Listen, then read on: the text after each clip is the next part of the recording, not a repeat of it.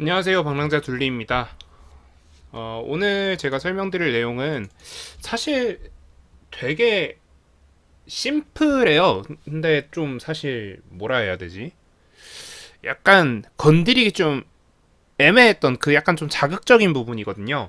바로 뭐냐면 왜 주식시장에서는 교육이라는 거에 대해서 굉장히 터부시 되고 있는가?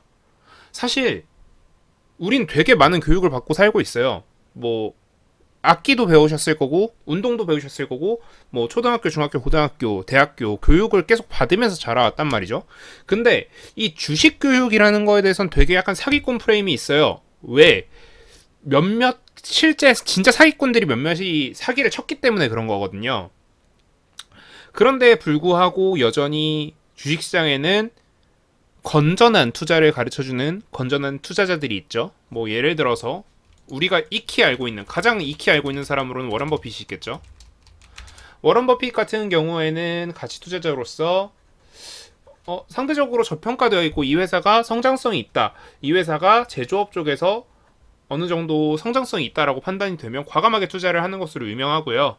그렇게 해서 안정적인 수익을 내는 것을 널리 보여줌으로써 가치 투자라는 게 이런 거구나. 그리고 워런 버핏의 굉장히 많은 명언들도 시중에 떠돌고 있죠. 뭐 예를 들어서 이런 것들이 있을 거예요. 10년간 주식을 보유할 생각이 없다면 단 10분도 투자하지 마라. 그리고 뭐 회사가 가장 어려운 시기가 그 회사를 매수하기 가장 좋은 시기다. 뭐 이런 굉장히 많은 명언들을 생산해낸 굉장한 투자자입니다. 그런데 우리가 이런 워런 버핏을 통해서 배우는 건 괜찮지만 워런 버핏에게 영향을 받은 실제 주식 투자자들한테 배우는 건 굉장히 꺼려해요.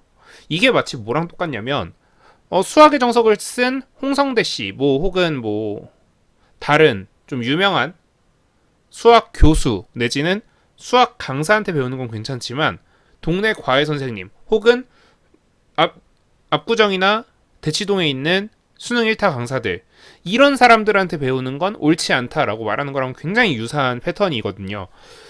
그래서 저는 약간 거기에 의문을 갖고 있어요. 물론 저도 과거에는 굉장히 비판적인 시선을 가지고 있던 사람 중에 하나였습니다. 자, 그 얘기, 그러니까 제가 왜 비판적인 시선을 갖고 있었는지에 대한 얘기를 먼저 하고 앞으로 여러분들이 어느 정도의 시선으로 이 시장을 바라봐야 되는지에 대해서 좀 얘기를 드리면서 오늘 말씀드리는 걸 마무리할 거예요. 자, 기존의 이 주식시장 같은 경우에는 이 사기꾼들이 판치기가 너무 좋았어요. 자, 왜 그랬냐? 이 사기꾼들이 굉장히 사기치기가 좋았어요. 자, 왜 그랬냐면 이 사람들이 의심을 안 했거든. 자, 요 돈이라는 게 요렇게 생긴 요 돈이라는 게 굉장히 중요해요. 근데 이게 주식으로 바뀌잖아요? 그럼 종이 쪼가리거든. 그러니까 사람들이 의심을 안 한 거예요. 왜? 이 돈으로 사기를 치지 설마 주식으로 사기를 치겠어? 혹은 주식에 대한 교육으로 사기를 치겠어? 라는 생각이 들거든요. 왜? 이 사람은 나한테 돈을 보여줬거든. 이 사람이 돈을 잘 버는 걸 보여줬거든. 그래서 사람들이 옛날엔 잘 속았어요. 근데 어느 시점부터는 사람들이 이거에 안 속기 시작해요. 왜? 반복 학습을 통해서 이 주식이라는 게 언제든지 사기를 칠 수 있는 수단이구나라는 걸 깨달아 버렸거든요. 자, 그러면서 제 생각에는 이 주식 교육이라는 것도 대부분 사기꾼들이 하는 일이구나라고 결론을 내리신 것 같아요. 자, 그런데 자, 저는 그 이전에 좀 한 가지 좀 질문을 드리고 싶어요. 자, 과연 30포인트로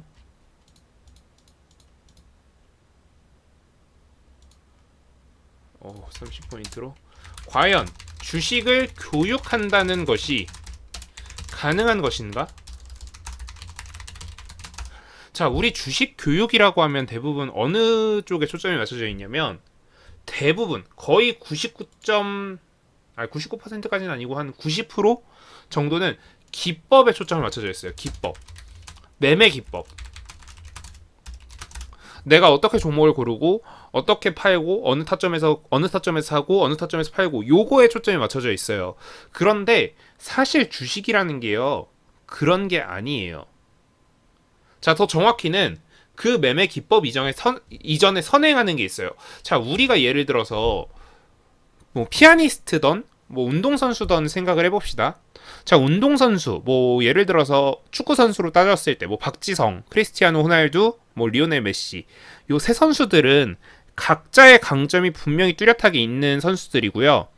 각자의 축구 철학이 있을 거예요.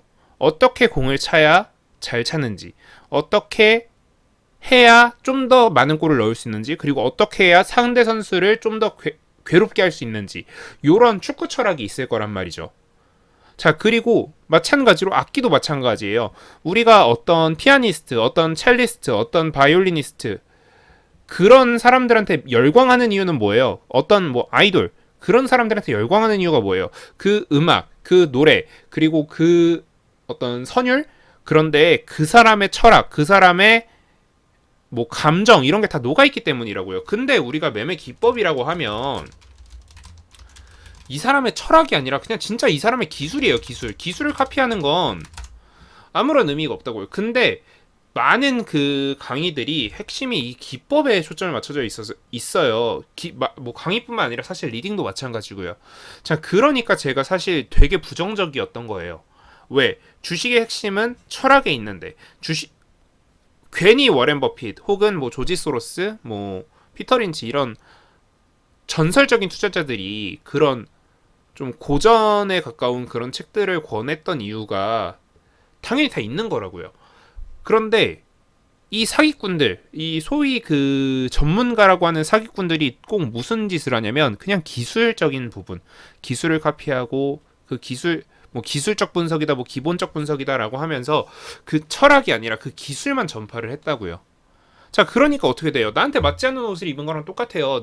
나한테 맞는 옷은 정해져 있는데 그 옷이 아니라 다른 옷을 입혀놓은 거잖아요. 그러니까 그동안 이 교육이라는 거에, 주식 교육이라는 거에 대해서 성공할 수가 없었던 거죠. 자, 그래서 저는 그 끝에 주식 교육이라는 건 불가능하구나라는 결론에 도달했던 거예요. 자, 그런데 이걸 생각을 바꿔보니까 심플하더라고요. 철학을 가르쳐주면 돼요. 내가 왜 이 타점에 매매하는지, 내가 왜 이 종목을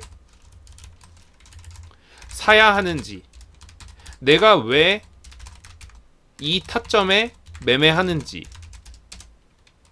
내가 왜 이 종목을 손절했는지, 이 기술적인 부분보다 제 철학을 알려주면 이 사람이 앞으로 매매할 때 자기 철학을 가지고 매매를 할 수 있더라고요.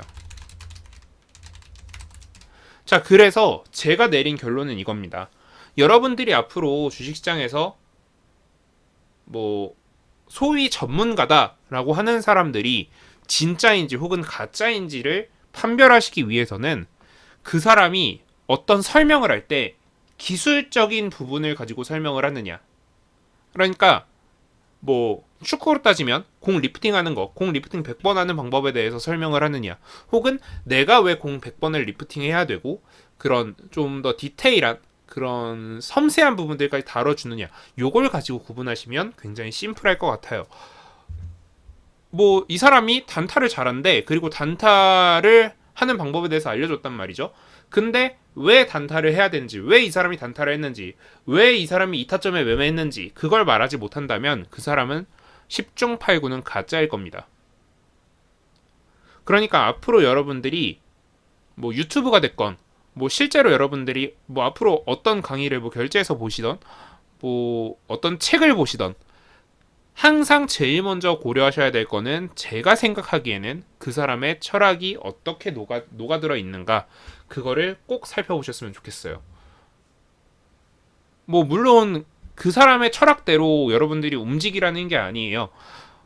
그 사람의 철학을 바탕으로 내 철학을 만들려면 누군가의 철학은 알고 있어야 된다라는 거예요.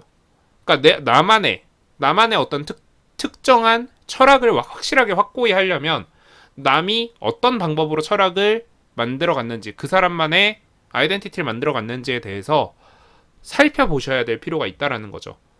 그러니까 앞으로 여러분들이 그 사기꾼을 구분하는 방법은 딱 하나입니다.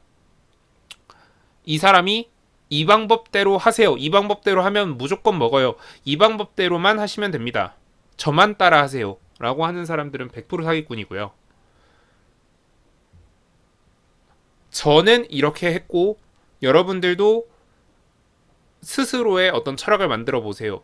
라고 말하는, 그러니까 어떻게 보면 되게 자극적이지 않은 전문가들, 그런 사람들이 진짜 전문가일 가능성이 높습니다. 그래서 가짜 전문가를 일단 확실하게 구분하는 법 한 가지 알려드렸습니다. 바로 뭐냐? 철학 없는 전문가를 걸러라.